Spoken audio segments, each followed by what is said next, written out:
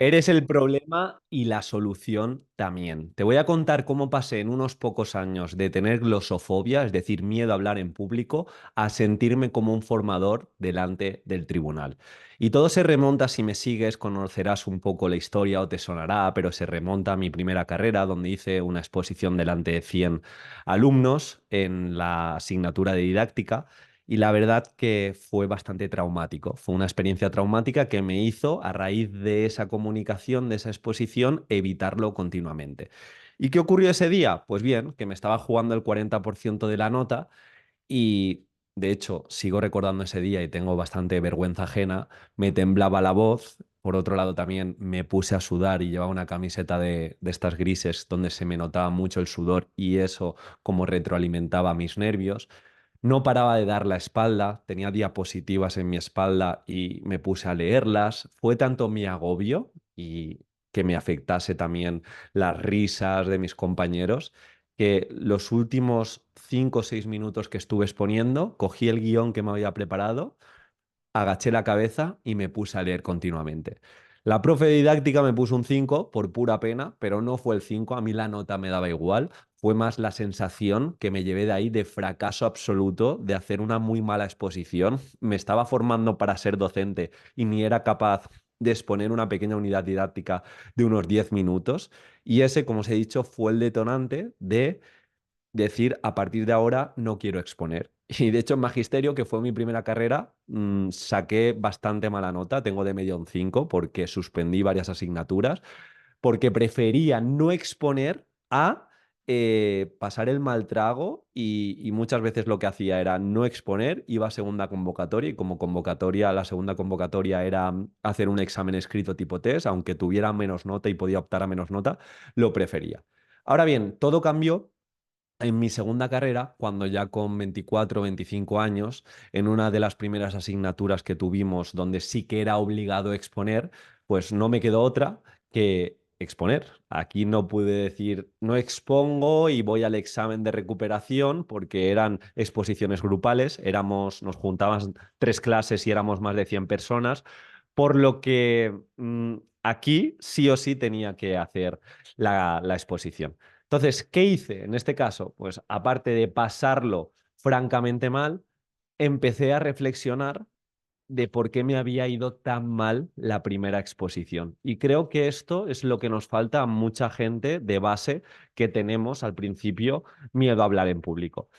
¿Qué hice? Pues analicé esa primera exposición, analicé que, en primer lugar, no conocía la temática y eso es muy importante. Tenía que exponer una unidad didáctica y no sabía ni programar, entonces la inseguridad de ponerte delante de eh, un montón de personas con los nervios y además de conocer la temática es un problema bastante alto.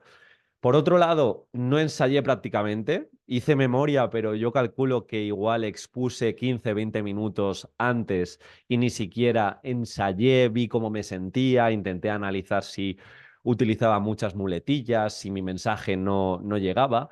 Y el tercer punto y más importante, y es que en ningún momento yo pensaba en el público, pensaba en darles una buena experiencia comunicativa. Esto lo aprendí a base de verme varias charlas TED y a base de analizarlas y uno de los mayores oradores que sigo, que a mí me gusta mucho cómo comunica, que es Tim Ferriss, lo decía en una de sus charlas, que él empezaba la charla pensando en el público que iba a ir a verle, lo que se iba a llevar, más allá de que él no es la persona importante, sino es lo que va a decir, lo que va a aportar, lo que se va a llevar para cambiar algún modelo mental, lo que va a aplicar. Entonces, eso hice. Primero, profundidad en la temática que me tocaba, que era de gestión de centros educativos. Pues bien, me dediqué, solo era una exposición, creo que era de unos 10 o 12 minutos, y esos 10 o 12 minutos, todo lo que iba a decir lo analicé, profundicé, leí diferentes autores,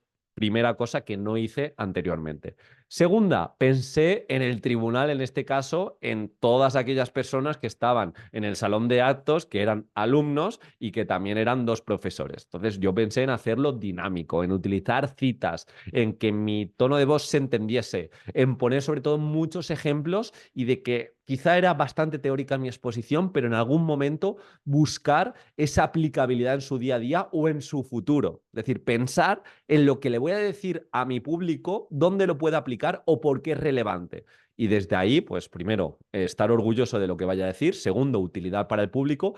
Tercero, profundidad y conocer todo lo que vaya a decir. Y cuarto, y más importante, si la primera vez ensayé solo una vez, esta segunda, que de verdad me quería demostrar, para mí era muy importante y me quería demostrar que de verdad era capaz de comunicar, era capaz de hablar en público y estaba postulando para docentes, si no desarrollaba esta capacidad, había perdido. Así que esta exposición, que quizá pues valía muy poco en la nota y si hubiera suspendido no hubiera pasado nada, para mí era muy importante. Entonces eso hice, esos 10 o 12 minutos de exposición durante 2 semanas estuve ensayando una y otra vez. No os puedo decir un número, pero sin exagerar, quizá más de 30 veces hice el ensayo de los 10 o 12 minutos. ¿Qué ocurrió? Que sí, que cuando me tocó exponer, creo que exponía el segundo de 4 que éramos en el grupo, estaba nervioso, el primer minuto estaba nervioso, pero luego ya solo me dejé llevar, empecé a confiar en el trabajo, cogí esa inercia ganadora, dejé de temblar, me empecé a creer mi discurso. Me fue muy bien, resultado. Aquí ya no hubo experiencia traumática, hubo más una experiencia de éxito. Y lo que acompañó a esa experiencia de éxito, que estos nuevos compañeros que no me conocían de la anterior carrera, sí que me empezaron a decir: oye, Diego, qué bien expones. Oye, Diego, la próxima exposición tú presentas y la guías tú más. Y esos mensajes, conjuntamente con mi percepción de autoeficacia, la verdad que mejoraron mi autoestima. A partir de ahí sí que tuve como 5 o 6 exposiciones más en esta segunda carrera, que incluso empecé a disfrutarlas, empecé a sentirlas mejor. Y esto fue lo que apliqué el día de mi exposición. El día de mi exposición, todo lo que decía en cuanto a metodologías, inicios, evaluación, atención a la diversidad, lo conocía de primera mano. No tenía nada puesto en mi documento que no controlase al 100%, que no supiera aplicarlo en diferentes contextos. Lo segundo en lo que me senté mucho es crear una buena experiencia estética, comunicativa para el tribunal, y ahí yo invertí demasiado tiempo incluso en metáforas, en hilos conductores, en reflexiones ganadoras, en definitiva, pues que todo se entendiese muy bien y hacerle pasar un buen rato al tribunal y sobre todo que me percibiesen como alguien útil. Y el tercer punto, de nuevo lo repliqué porque esto me funcionó muy bien, fue el ensayar muchísimo. Yo hice mi exposición completa mínimo 20 veces, hice también esa primera parte más de 10 veces, es decir, 20 más 10, 30 veces la primera parte, y creo que eso es lo que me permitió ponerme delante del tribunal por primera vez en mi vida, que nunca había opositado, poder sacar un 10 el último día de la exposición, el penúltimo de un tribunal de 100 personas, pude sorprenderles y gracias a esa exposición hoy estoy aquí. Gracias a esa exposición me convertí en funcionario, gracias a esa exposición hoy puedo ayudar a miles de opositores y gracias a esa exposición también formé mi curso de exposición oral.